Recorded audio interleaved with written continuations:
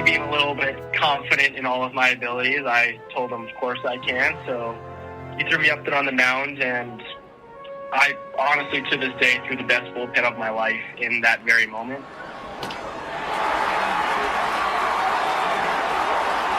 Welcome to episode 382 of Alberta Dugout Stories, the podcast. I'm Joe McFarland.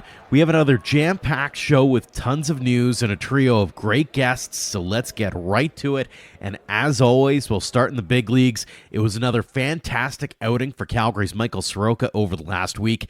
The Arizona Diamondbacks starter got the call Friday night against Philadelphia and allowed 4 runs on 5 hits and 2 walks, but he also struck out 10 to lead the Backs to a 5-4 victory. Soroka made history in that outing, joining Randy Johnson as the only Diamondbacks pitchers to record multiple 10-plus strikeout performances in their first 3 starts. He's now 3-0 on the season with a 2.87 ERA and 23 strikeouts. He'll likely start Friday at home against the Toronto Blue Jays. It was bound to happen, but Edmonton's Eric Zabrowski was finally touched up a little bit in a relief outing with Cleveland. The absolute human performance star allowed a 2-run home run to J.J. Weatherholt and ended up striking out 2 in a 6-5 loss to St. Louis on Tuesday. Zabrowski now sports an ERA of 2 to go along with 14 strikeouts and 9 innings of work. And it's been tough sledding for Dogs Academy and Okotoks Dogs alum Tristan Peters. He's had 2 hits in his last 13 at-bats and is now hitting .225 on the season with 1 RBI and a stolen base in 16 games with the Chicago White Sox. In the minors, Bigger native and Vauxhall Academy alum Garrett Hawkins also had his first blemish of the young season. He allowed a run on 1 hit and 2 walks in Wednesday's 14-1 El Paso win over Round Rock. Hawkins is 1-0 on the season with a 1.69 ERA and 6 strikeouts in 5 relief appearances. Dogs Academy product Matt Wilkinson was doing tugboat kinds of things again on Tuesday night. In his second start of the season with AA Akron, he went 4 1/3, allowing 1 run on 6 hits and a walk while striking out 5 in an 8-7 win over the Binghamton Rumble Ponies. St. Albert native and Dogs Academy alum Eric Hartman had a week to remember with the High A Rome Emperors. He had home runs in 3 of 4 games, and he's now hitting .238 on the season with 6 RBI and 4 stolen bases. Calgary's Cohen Aiken is off to a solid start with Frederick Keys, who are the High A affiliate of the Baltimore Orioles. He's pitched 2 1/3 of scoreless baseball, allowing just 3 hits and no walks while striking out 6. And St. Joe's product Nathan Flewelling continues to do well in High A with the Bowling Green Hot Rods. The Innisfail native clubbed his 3rd home run of the season Wednesday night, and he's now hitting .345 to go along with 8 RBI in 9 games. In the college ranks, big congratulations to Medicine Hat's Evan Morrison on being named the Great Plains Athletic Conference Player of the Week. He hit 5 home runs during the week to break the Hastings College single-season record. Overall, he went 9 for 23 with a double, 17 RBI, 11 runs, 2 walks, and 4 stolen bases. Another big performance this week from Simon Baker had him being named the Kansas Jayhawk Community College Conference West Division Player of the Week again. The Cochrane native and Weber Academy alum is in the midst of an outstanding season, including this past week where he went 11 for 16 with 3 triples, 4 homers, and 13 RBI. And what a week it's been again for Carter Clarout. The Prairie Baseball Academy alum and Lethbridge Bulls slugger continues to be a massive force with Bellevue University. He went 12 for 19 with 3 doubles, 4 homers, and 15 RBI over 5 games, including 2 homers and 7 RBI in a game against Dakota State on Tuesday. They have another 4-game set against that same school starting on Saturday. Not to be outdone, Vauxhall Academy grad Steven Andrachek was also on a tear last weekend. The Midland Community College slugger went 5 for 7 with 5 walks, a double, 2 homers, and 10 RBI in a 4-game set against Clarendon College. And quite the season being put together by Edmonton's Jacoby Hamer at McCook Community College. He's hitting .393 with 13 homers, 60 RBI, and 8 stolen bases in 41 games. In the CCBC, Prairie Baseball Academy has moved into top spot in the standings with a 15-3 record after a quality week. Okanagan College falls to second second at 10-2, while UFV sits third at 10-5. Edmonton Collegiate is now fourth at 9-7, while the University of Calgary Dinos are 5-9, sitting in eighth. It was a busy week, with PBA taking a 4-game sweep over VIU, while Edmonton took 3 of 4 from the Dinos. Then on Wednesday, PBA beat the Dinos 10-7 and 15-8. This weekend, Edmonton's home to TRU, PBA hosts UFV, and the Dinos travel to UBC. We'll hear from Declan O'Kane of PBA in just a few minutes. On a CCBC side note, a big congratulations to Braden Morris of the Edmonton Collegiate Hawks. He became the program's all-time hits leader this past weekend. Another big weekend of tournaments in BC for Alberta high school teams. The Okotoks Dogs 18U Red and White team won gold at the Best of the West Icebreaker in Kamloops, while the Black Gold 57's 15U AAA squad took their division title at that same tournament. On the commitment front this week, Caleb Paquette of AHP Academy is going to Garden City Community College. Kylan Huff of the Calgary Bucks heads to Trinidad State Junior College, while his Bucks teammate Brady Dimiturco has committed to Danville Area Community College. And in Saskatchewan, Martin Academy product and Regina Red Sox catcher Peyton Ackerman is ready to head to Canada College. In other news around the baseball world, the junior national team's extended spring training trip to Dunedin is underway. Several Albertans and Alberta-trained players are there to face several MLB minor league teams over the next few days. We'll chat with a few of the players after their return. A great announcement made by the Lethbridge Bulls this past week as they're teaming up with the City of Lethbridge, Tourism Lethbridge, and Sport Lethbridge on declaring the city baseball's home. This as the city gets ready to welcome a whole bevy of events at the end of May. Up in Calgary, the annual Girls with Game YYC event has been scheduled for May 23rd. It's going to be a big one this year as Fort McMurray product and friend of the show, Sydney Berry, will be the special guest. And they also say a major announcement for girls baseball in Calgary is also coming. We'll keep you updated on that as soon as we hear more. Stay tuned to our websites as well, as we are about ready to start rolling out WCBL team previews.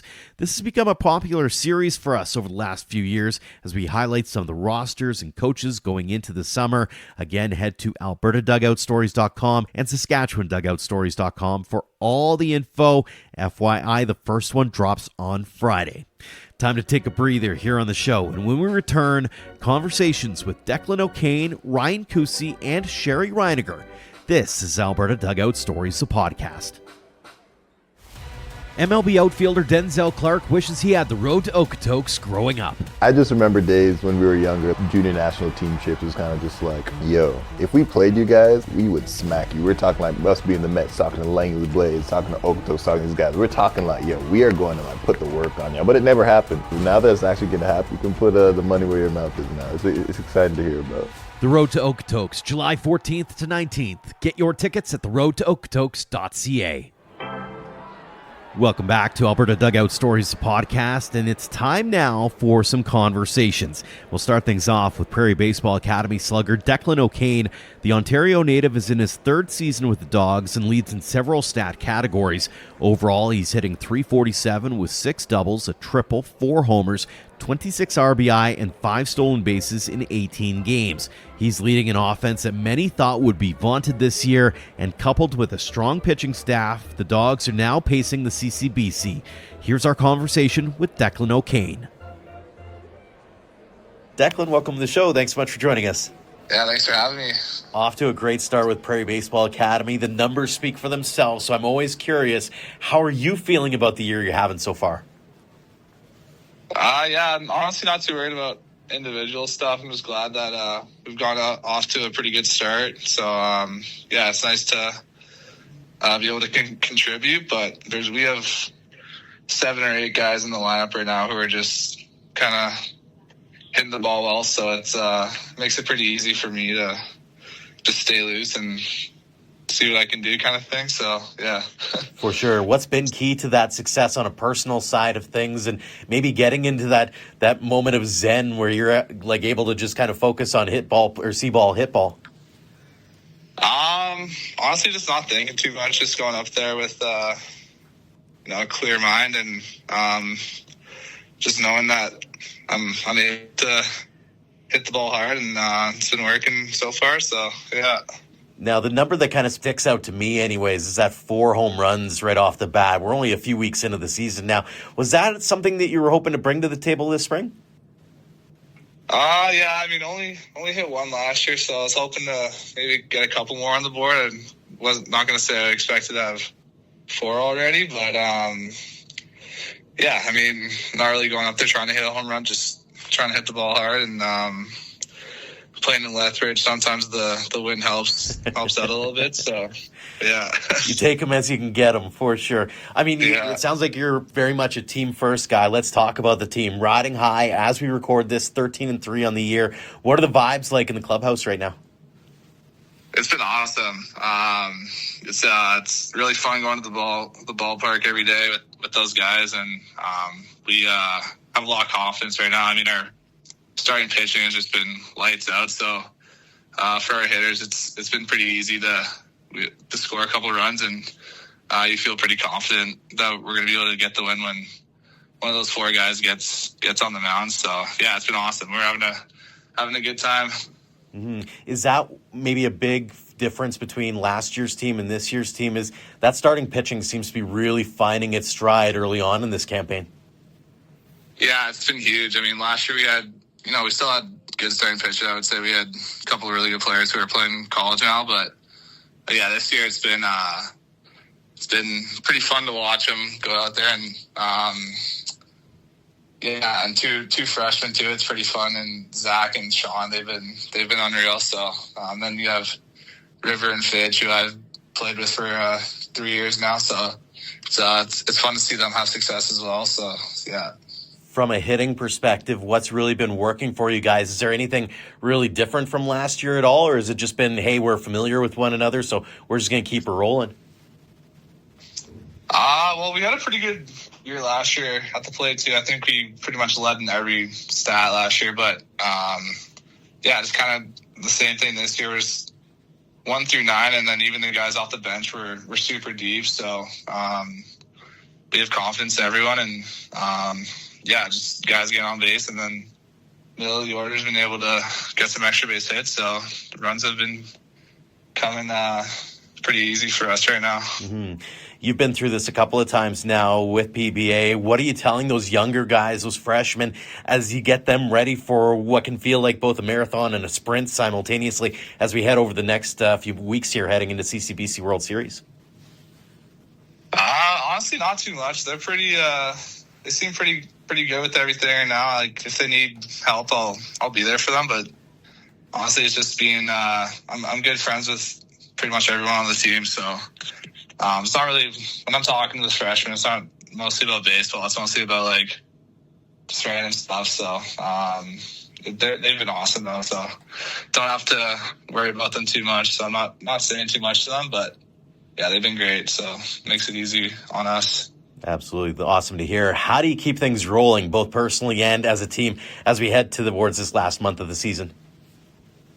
Yeah, just keeping things simple, not getting ahead of ourselves. Like I said, we've had a lot of success, but just about staying consistent and staying loose. And we've shown that we can win. So hopefully those wins keep coming. For sure. And speaking of wins, what would it mean to you to bring home a CCBC championship for Prairie Baseball Academy?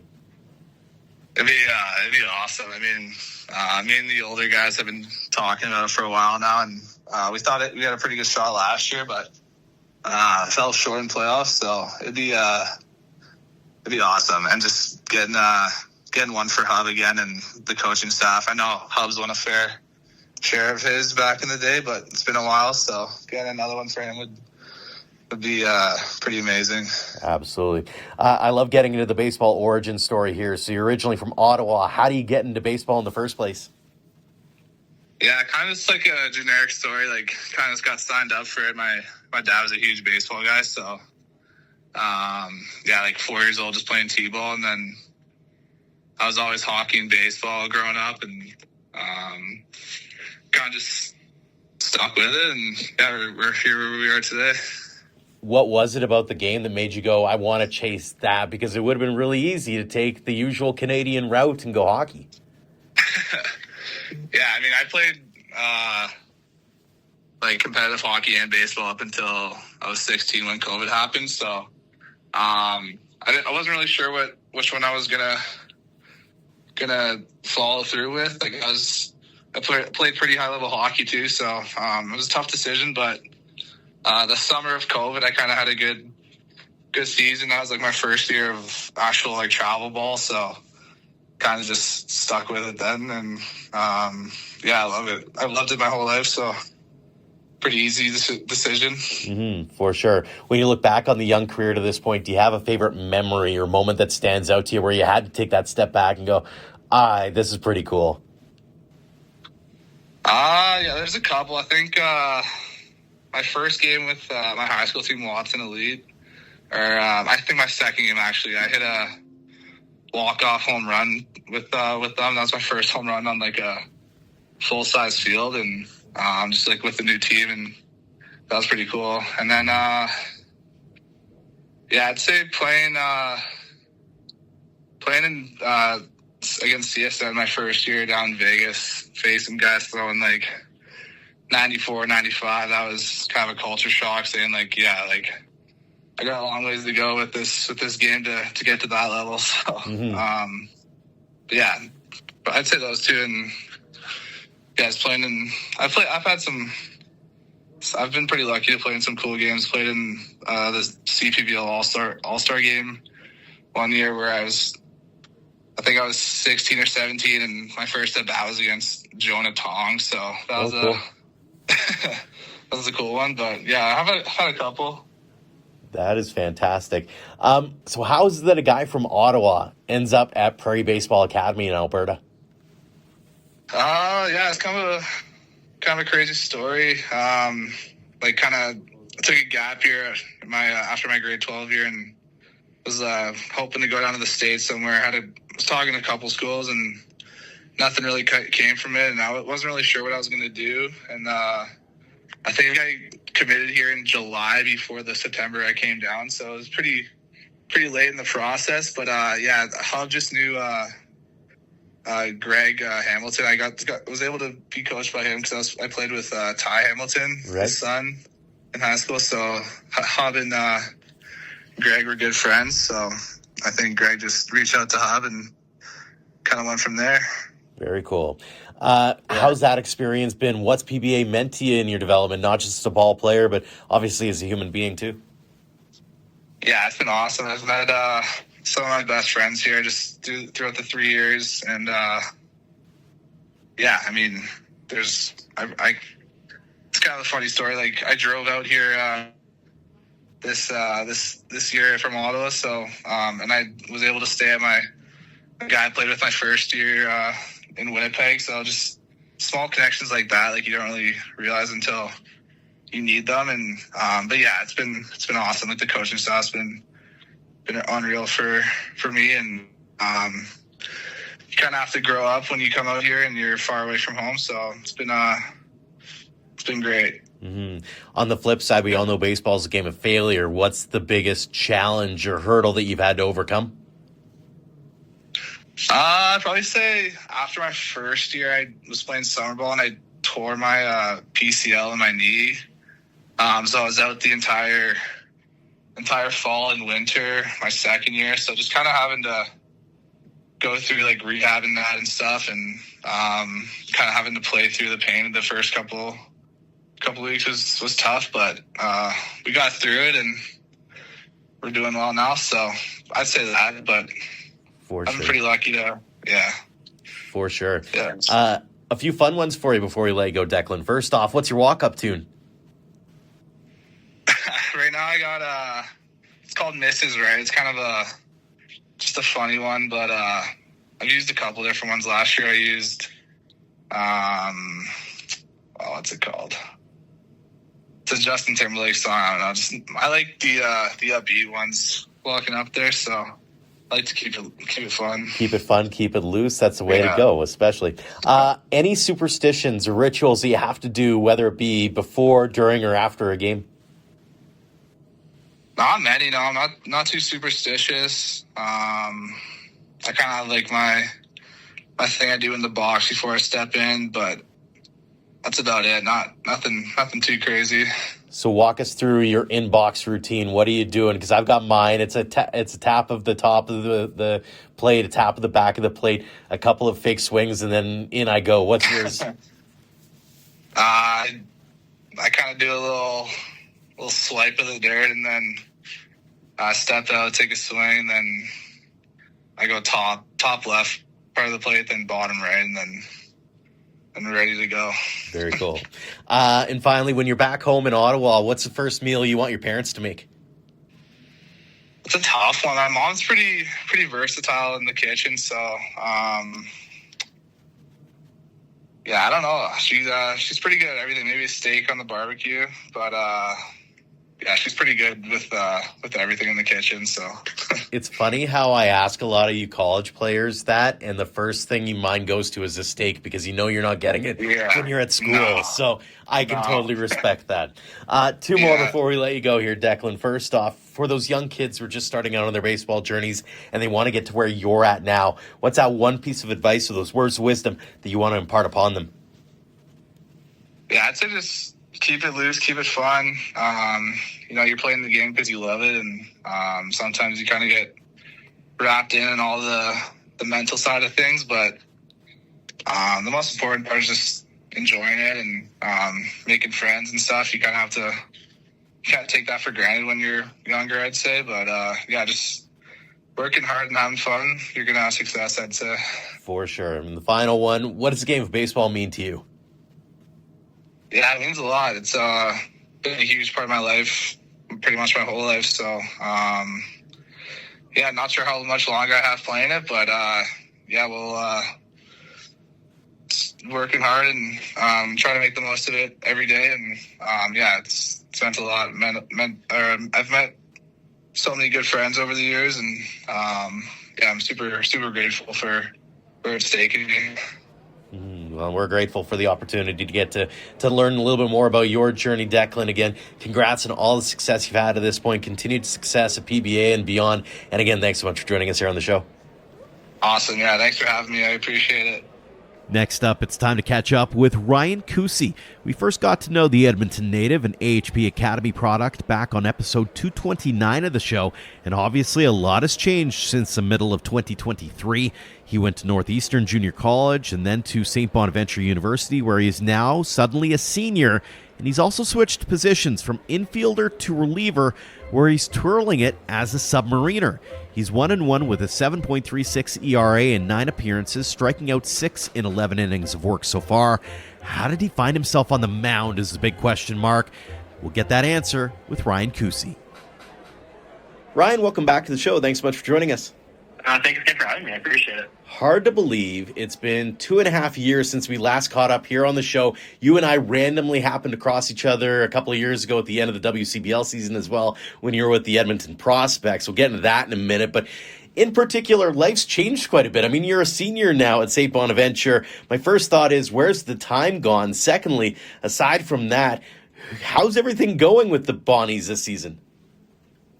The Bonnies are great. Like, it's a great team, great program. We've had a little bit of struggles here and there at times, but for the most part, like, we're playing good baseball. It's just that we're coming up short. Like, we've got so many just one-run games that we've lost, like, come on the wrong end. But, for the most part, we're playing some solid ball. We're just, the A-10's a tough conference, and we're playing some good competition, but we're going down with a fight every single time, but so we're looking to hop out on the other side here coming up, so. For sure. Still a month left in the season, so lots of time to turn things around. When we first got to know you, you were an infielder. Here you are, entering your second season as a utility man, and it appears as though this is the first full year where you're primarily a pitcher. Take us back to the beginning on this development. When did you first start thinking about making a transition? Personally, it wasn't even like a decision that I wanted to make.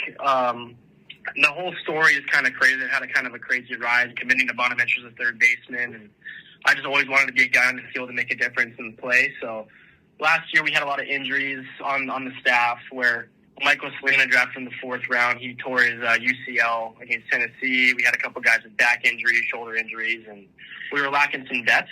And one day I was just playing catch at our indoor when some pitchers were throwing some pens, and I was just, as an infielder, having to throw from a lot of different arm slots. I was just kind of goofing around a little bit, keeping the game light, and then decided to throw a little bit of a flat ground with another infielder, just to mess around a little bit. And my pitching coach actually noticed that I was throwing pretty submarine, and then he was talking to me, asking if he thinks I could do that on the mound. And me being a little bit confident in all of my abilities, I told him, of course I can. So he threw me up there on the mound, and I honestly, to this day, threw the best bullpen of my life in that very moment. With subbies at like 84, 85 from like a really low arm slot, had good depth on my slider. My sinker was sinking. Like it was really good stuff.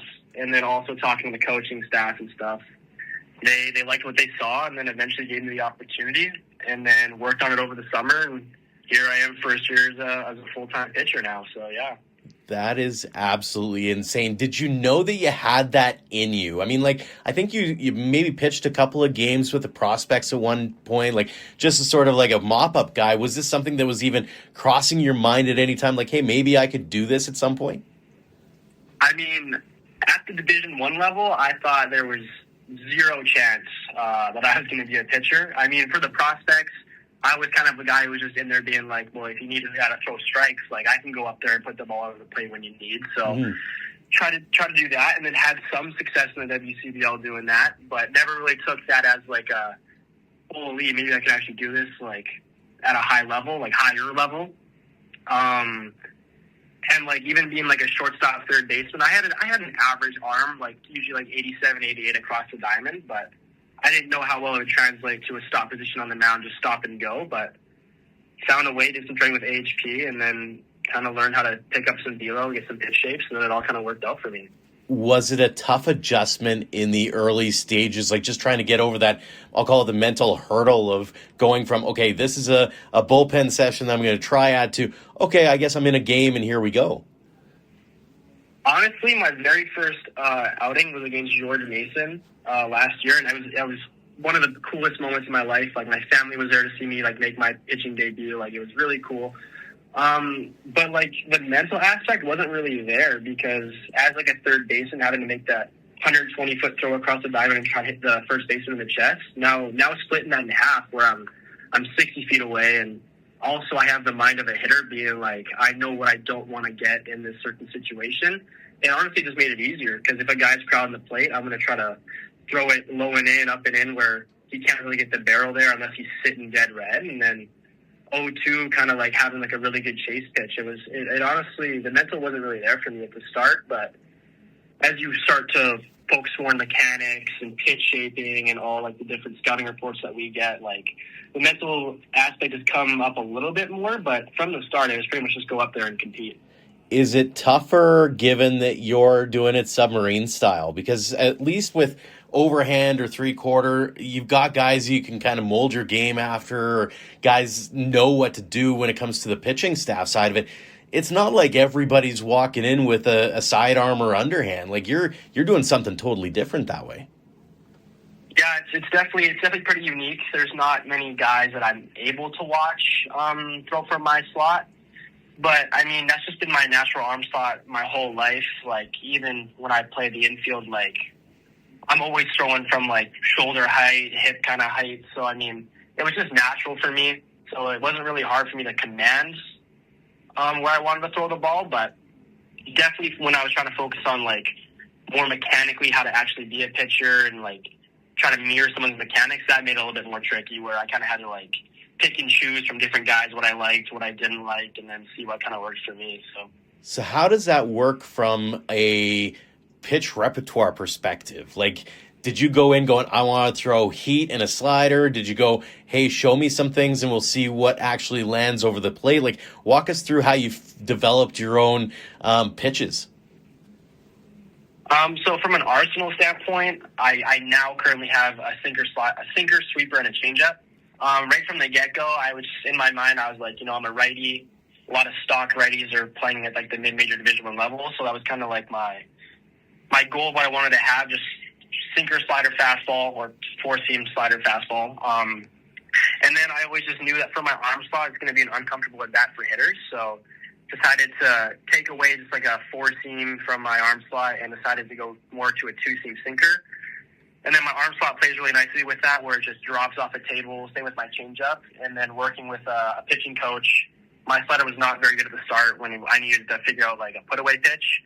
And then he kind of helped me with like some like cues, like what I should feel, where I should like have my eyes adjusted to, like where I'm looking when I'm trying to like get it to break a certain way. And then with some practice and just some touch and feel, I figured out how to get a really good sweeping slider as a really good put-away pitch, and I can also adjust it so it's a little get-me-over if I need to land it for a strike. So arsenal-wise, I was pretty much just whatever they want me to have, I'll have. I just wanted to be out there to compete and give my team a chance to win, and whatever they called, I was like, okay, I need to learn how to throw that, and then I just did. That is very cool. And the ability to adapt has got to be just next level in that case. Who do you lean on in those situations? Is it guys back home like Taylor? Is it your coaches down south? Like, who was it that kind of helped you further yourself along to the point that you felt comfortable enough to get onto a mound and pitch to live batters and do it at a pretty high level? I'd have to give most of the credit to Taylor and Ethan at AHP.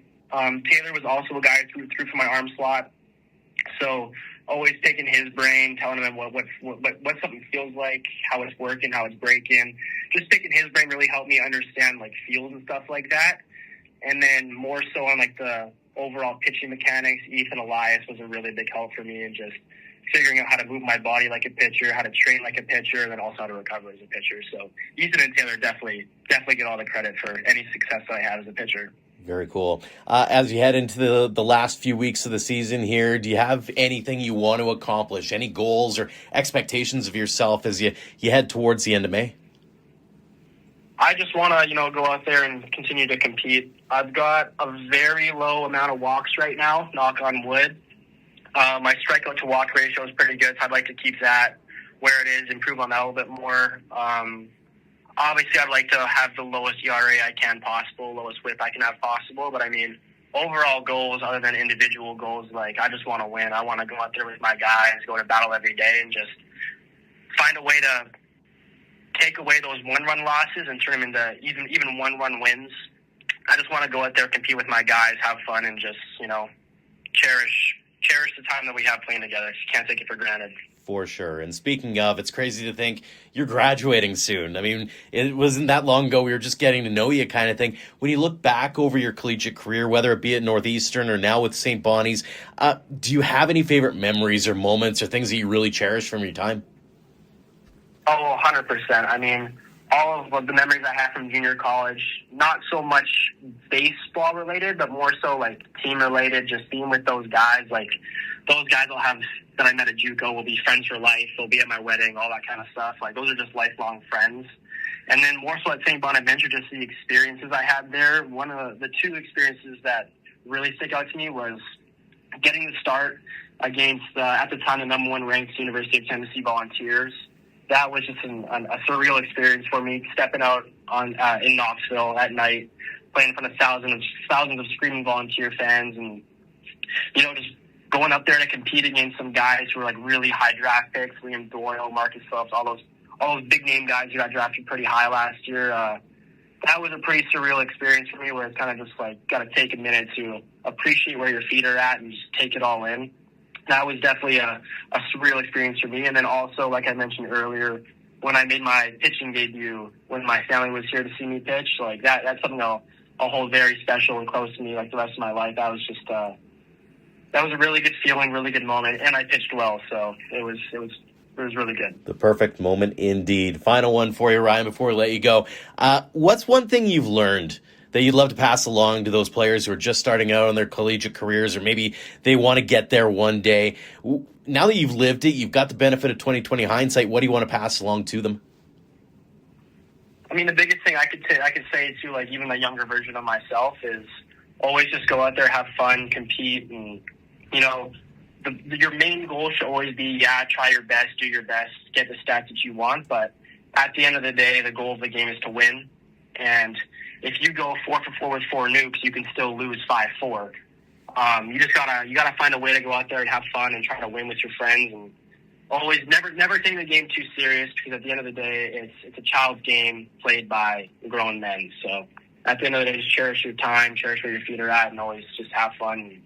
It'll be gone before you know it. So, yeah. Well, we've cherished the opportunity to catch up with you after almost 2.5 years here since we last caught up. Ryan, congratulations on the success. Congrats on the successful transition to being a pitcher. Continued success the rest of the season at St. Bonnie's and beyond. And again, thanks so much again for joining us back here on the show.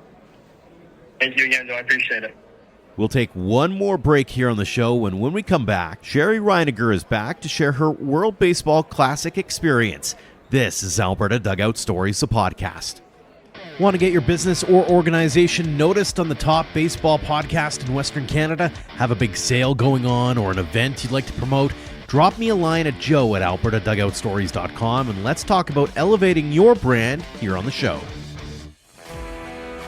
Prairie Baseball Academy is looking to bring a CCBC World Series crown back to Alberta. They're on home turf again this weekend against the UFE Cascades, then welcome Okanagan College May 2nd and 3rd. Check out their schedule and more at prairiebaseball.ca. Welcome back to the show, and we'll wrap things up this week with a longtime supporter of all we do and someone we actually visited with back on episode 60 of the show, back when we were in double digits, for goodness sakes. Edmonton's Shari Reiniger has quickly asserted herself as a premier voice as a coach, technical director, and commissioner with the World Baseball Softball Confederation. Most notably, she's been part of the crew that brought us both the 2023 and 2026 World Baseball Classic, amongst a host of other major international events. Reiniger does a great job of documenting her travels on her Instagram as well, so we thought it'd be a great opportunity to catch up when she got back home and talk about all of it. Here's our conversation with Shari Reiniger. Shari, welcome back to the show. Thanks so much for joining us. Oh, great to see you as always, Joe. It has been a while, and looking forward to catching up because you've had a very eventful last few weeks. And we'll start with the big one, maybe, the World Baseball Classic. You were there in Florida, taking it all in. Walk us through what you were doing, your day-to-day, and sort of your vantage point of what turned out to be a pretty fantastic event. Yeah, what a great return to the Classic that I got. After working in 2023 in Taiwan, which was a great first-time way to, I guess, be the rookie of the team. 3 of us actually from that event were all assigned to work the entire Miami event. So from Pool D right through the final game. And so we work on a technical committee. It's called the Game Organizational Technical Committee. So we basically run the field. So for pregame as well as during the game, obviously we hand it over to the umpires, but dealing with anything from the rules side, technical side, making sure everything is set up and ready to go. And there's one person from MLB, one from the MLBPA, and then one as well from WBSC, who I was representing and appointed through. And then we have a technical assistant as well from Major League Baseball. So it's a really cool collaborative approach to running that technical piece, because obviously the MLB and MLBPA guys have relationships. They know these guys, they understand MLB protocols and the standards at Major League Baseball, but they don't have the experience running international events necessarily, or as much as we do, and looking at stadiums. So when we hit the ground running, and going to Lone Depot Park, and we're going to do a site visit, right? And you're like, okay, well, it's an MLB park, right? So we play MLB here, everything should be good. Well, let me tell you, we measured mounds, like literally with lasers, to make sure, like those mounds, whether it was on the field or in the bullpens, are perfect, like absolutely perfect. If they're a little high or a little low in a spot, they get fixed. So very, it's a very detailed process.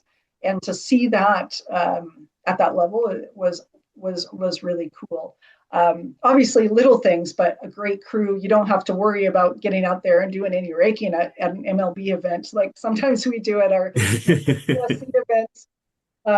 But being able to be there on the ground, getting it set up, and then welcoming the teams in for the team workouts was great. So we started with that. Each team gets their 90 minutes. So we just basically make sure everything's running on time, make sure the the time goes up on the clock so they know where they're at, and then we just let them do their thing.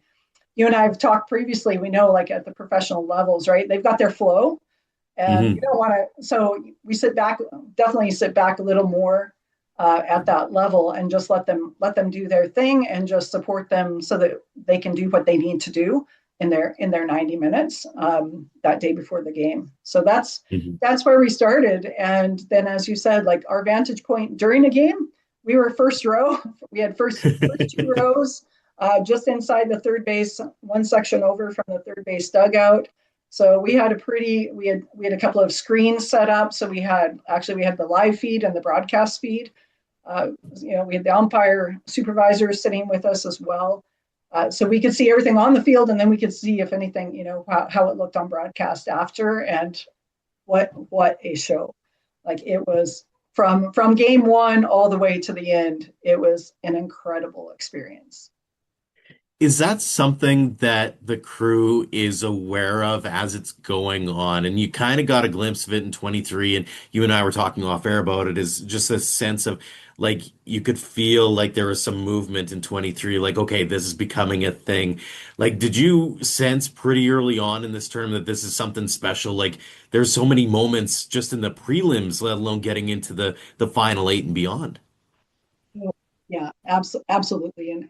And I would say you could tell during BP, pregame BPs, the excitement level from the media that was there, to just the guys having a blast, hitting bombs, right? Like, and just cheering each other on, and the brotherhood of these guys coming together from different countries, welcoming each other. I mean, a lot of these guys, played in the minor leagues together, right? Now they're facing off against one another, but they're still brothers off the field. That excitement was definitely there. Having Venezuela and Dominican and their crowd, their fan bases in that stadium. I mean, I knew it was going to be electric. My colleague from that was in Puerto Rico this time had worked the first round in Miami last time, and he's like, you won't be able to hear anything, right? Like you just won't be able to hear each other talk. And it's true. There were times it was just like there were times where it's like you're sitting there watching, say, especially this early in the series, and I'm a Braves fan, so when Albies hit that grand slam, right? It's like what just happened there, right? You're like sometimes you forget. Oh, wait a second, we're technical committee, but you're still a fan of the game, and seeing some of that stuff happen was just unreal. Or Dominican and the way they celebrated their home runs, right? It really brought the level of the culture of baseball and the global culture of baseball to Miami, which was cool because that's something I grew up in the U.S. I'm American, and we just don't have that. Even in Canada, don't on a day-to-day basis don't have that level of excitement and electricity. I think the Blue Jays have had that during the playoff runs. They've seen that. This was like a World Series level, like every day. Like it was incredible. I can only imagine, and you could feel it too, even from my vantage point at my couch and watching, and even right up until the final and watching that final play out. And I know there's a video that you shot from that last pitch, and I'm curious.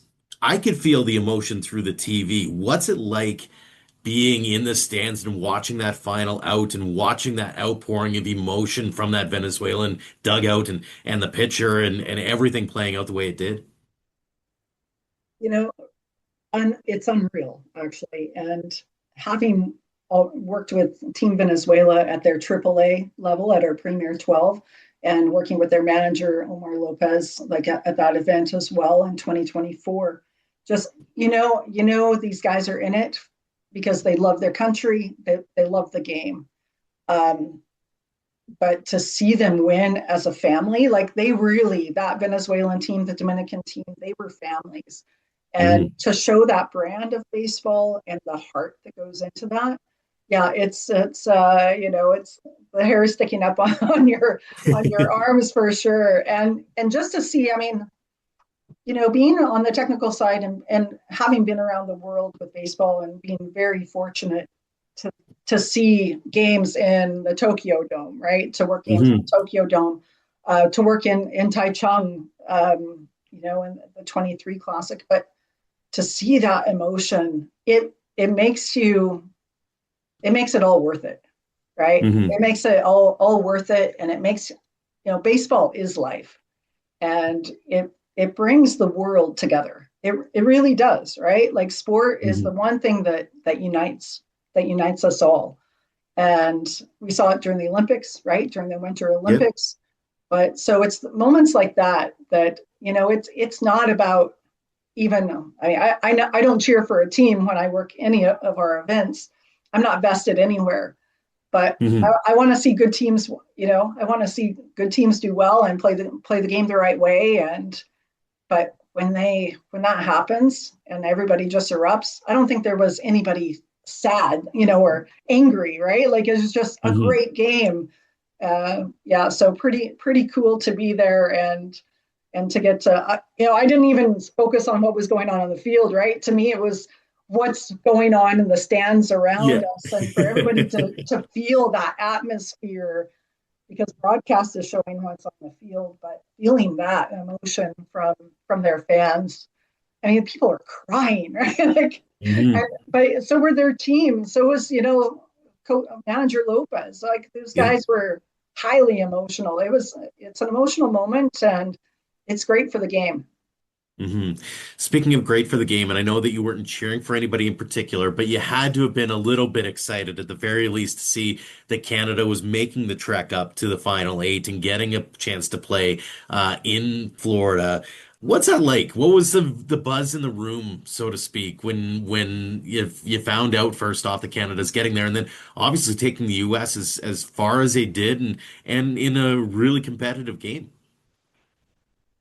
Well, again, I think it's great for the game. There was a lot of parity in this World Baseball Classic. I mean, they were, even a team like Nicaragua lost a couple of pretty tight games, right? Just like they were, and they don't have near the roster, but they were there to compete. Israel was there to compete.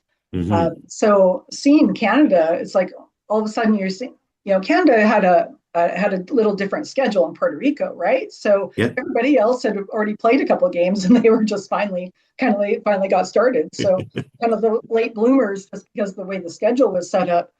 So to see them come back and not just come out of there, but come out of there on top, really, people started to take notice. And then going to Houston, where obviously in Houston, wow, what happened in Houston? I don't think anybody would have written that script, right? With Italy being the number one team. So who would have thought that Canada would win Puerto Rico and match up against the U.S., right? So it was pretty exciting, and they were in it right to the end. Like one more hit at the right time, or just that one untimely error. It's that's the game of baseball, but that's the cool part. Is it really could have been anybody's game. Right? When it came down to the end, it literally who could play the game that day or in that one moment is literally what it came down to. On the flip side of that, I know that a lot of eyes are going towards 2028 in the Olympics, and I'm sure you kind of got that circled on your calendars as something you might be working in the not too distant future too. You don't necessarily know, but everybody's kind of talking, okay, next, whether it's 29, whether it's 30, but the next WBC, there's a little bit of talk about, hey, could Toronto maybe host a couple of games? How cool would that be in your eyes to see the WBC finally get back into Canada and have a few games here? Hey, go for it. Like, the number one thing is, do you have a roof on your stadium? Because that always is going to make it easier to manage. Like in Miami and Houston, roofs were closed the entire time, even though, weather might have allowed us to play a couple of games with the roof open. But that would be, bring some different a level of excitement. It's a global game. So it was great to have Puerto Rico, a different host site, again, they haven't hosted in quite a few, right? It was quite a while ago that they hosted an event. Obviously, there's also a dome now in Taipei City that, Right. and Taichung is now, it sounds like they're building a new dome as well. So yeah, that'll be up to the World Baseball Classic Inc. But it'll be exciting to see what they do with that. Now, the one thing I would say too, like I would love to see more international events hosted in Canada again. Mm-hmm. And even like this, a Premier 12 qualifier or something, to host something like that at Rogers would be pretty cool as well. You can put that bug in somebody's ear, would you? Absolutely. I'll do my best. Well, we're on the show for a reason. Who knows who's listening at any given time. I mean, the other piece to that too, you mentioned different events, but it wasn't just WBC that you've been involved in as well. You had the Baseball Champions League in Mexico City as well over the last couple of weeks here. What was that experience like for you? You know what? Great. Mexico City. Wow. What a beautiful stadium. Number one, Alfredo Harpelou Stadium, 20,000 seat stadium. They're welcoming MLB back again this year. So a great stadium, great operations staff there. Their grounds crew, obviously, and their grounds are second to none. It's a AAA plus stadium, whereas it really has the feel of a smaller MLB stadium there. But really cool. I got to go back again. So this is the second year in a row that I've been the technical director at that event.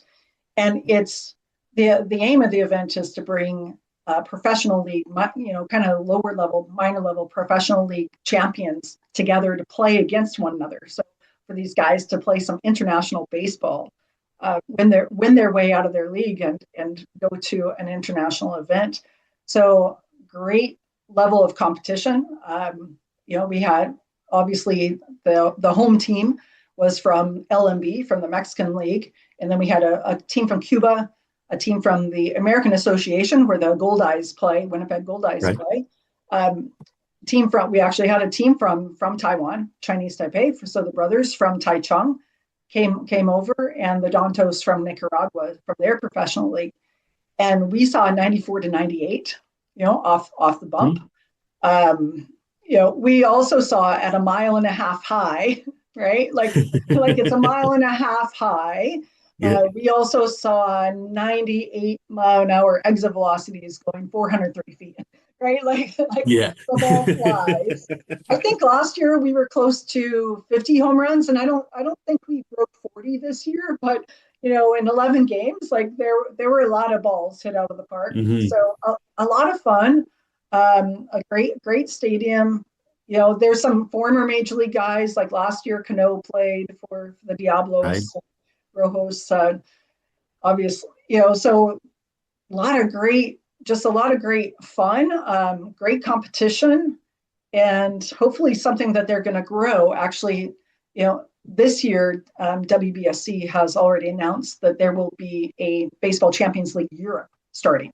Okay. So they're going to run 14 pools in May, and then the top 2 teams from those pools will play, I believe it's in September. So you can check out the WBSC website for that. But, the hope is that eventually, obviously they want to have like a global champion, right? So it's just another way to experience international baseball in maybe something that's a little unexpected, and having these leagues that come together that play with their different rules, but it's still baseball, right? So we might see a few of those guys at our Premier 12 event, and some of the guys that were there had also been on World Baseball Classic rosters, but probably not starters, right? So they got their chance to shine, to compete.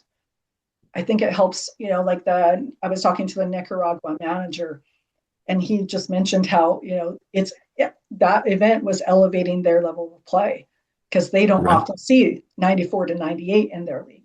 So they had to raise their game a bit. And it was early season, which is interesting. So obviously, you're going to get some more lopsided scores just because pitching isn't quite caught up to the hitters yet. Yeah.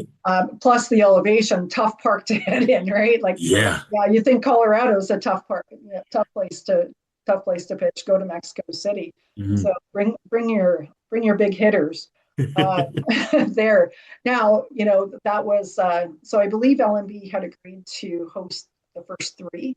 So I'm not sure where for next year's event, but at this point, we're looking forward to it being an annual type of event. What the format always looks like is a little different. Last year, we tested the 6-team model that has been approved for the system of play for LA for the Right. Olympics. So it's a little bit of a proving ground for us. It gives us a way to maybe trial some new either rules or regulations or even technologies at the BCL. So it's a place where we're like, okay, could we try this here and see how that works in this environment at a pro level environment before we put it into our Premier 12, which is a more established, more traditional, or something like an Olympic Games.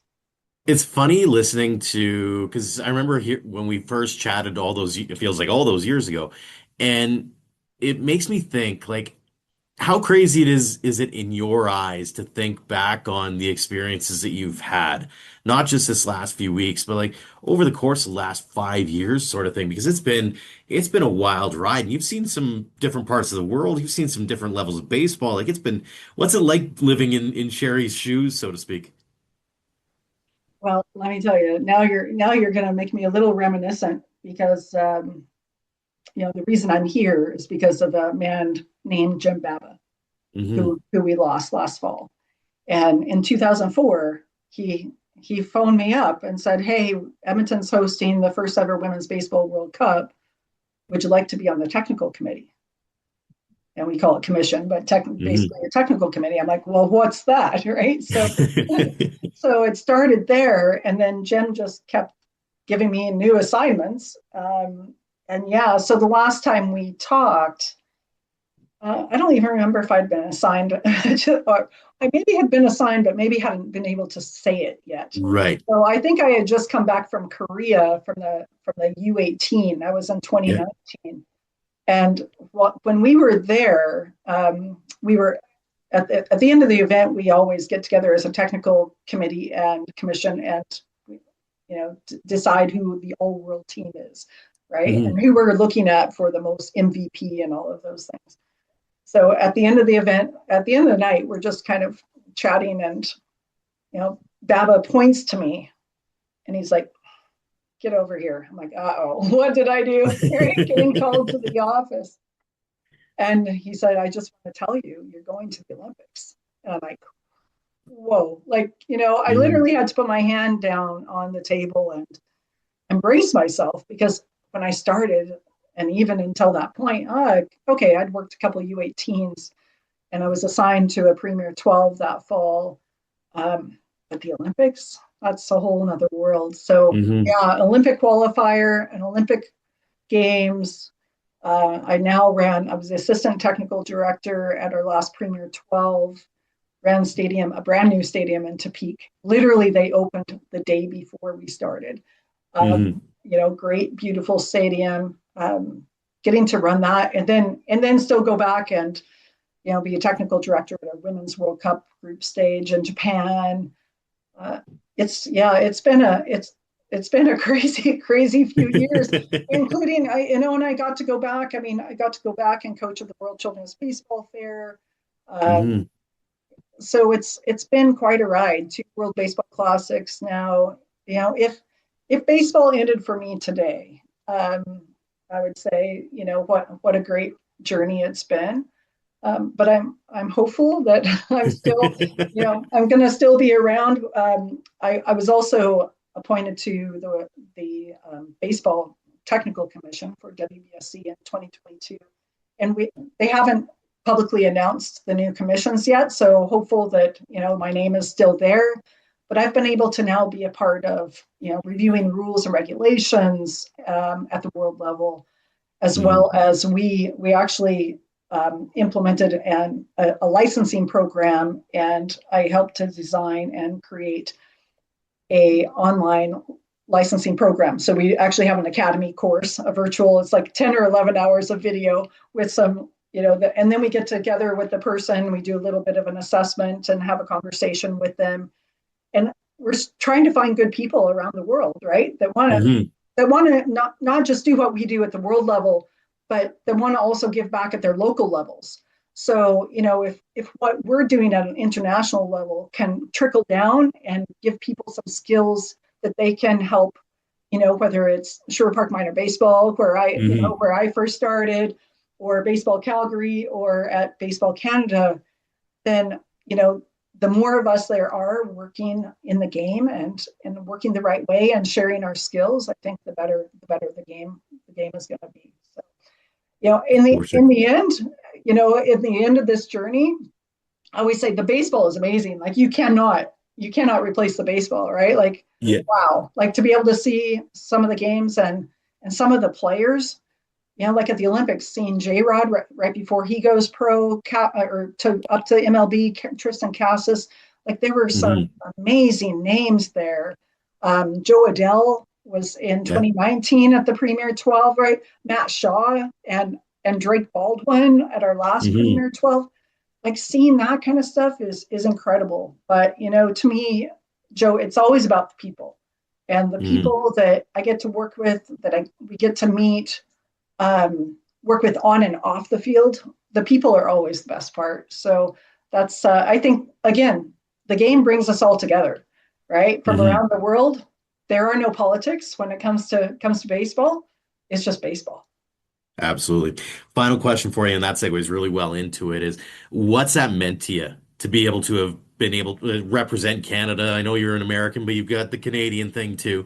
What's that meant to you to have the Maple Leaf attached to you and be able to travel the world and provide your expertise to the baseball world and make it a better sport for everybody? Yeah, well, I have lived in Canada for more years than I lived in the US now, right? So, and it's definitely an honor to represent Canada and to represent WBSC wherever I go. But to have come up through, the local organizations, Sherwood Park Minor Baseball, even St. Albert, when I was a groundskeeper for St. Albert Minor Ball, Baseball Calgary, Baseball Alberta, right? The experience I gained at Baseball Alberta was invaluable, both on the board as well as running the playoff committee and restructuring the league into what is now the league format. Invaluable. And then to be able to be on a committee at Baseball Canada was pretty amazing as well. But to be tapped on the shoulder and asked to represent Canada at the world level, and especially for baseball, I didn't get to play the game growing up. I coached it a little bit. I always loved it. I just got really involved with it after college. And so to be able to do that and represent Canada and also represent women in the game is quite a blessing for me. And now for me to be able to carry Jim's torch forward, especially finally being inducted into the Canadian Baseball Hall of Fame, which most of us wish could have happened while he was still here on this earth.